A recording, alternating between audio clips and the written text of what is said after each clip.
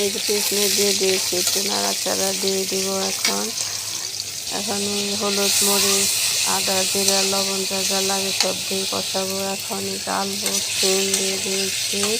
রুই মাছ দিয়ে রান্না করবো আজকে। কই মাছ ভাজবো, এই যে কই মাছ ভাজতেছি, এই যে কড়াইয়ের মধ্যে দিয়ে দিয়েছি দেশি কই। আজকে রুই মাছ দিয়ে সিম দিয়ে রান্না করবো। এই যে সিম এখানে দিয়ে দিয়েছি মাছগুলো। এখানে এই যে মাছগুলো তো নাড়াচাড়া দিয়ে দিব। একটু ভালো করলে কিছুক্ষণের মধ্যে আমার তরকারিটা হয়ে যাবে, আমি নামিয়ে ফেলবো।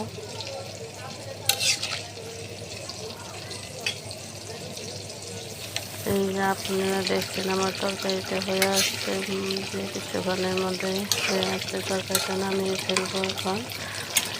এই যে পাশে যে কই মাছ রান্না করে করবো, এই যে দিয়ে দিলাম, পেঁয়াজ মরিচ দিয়ে দিয়েছি। এই যে কই মাছটা দিয়ে দিচ্ছি।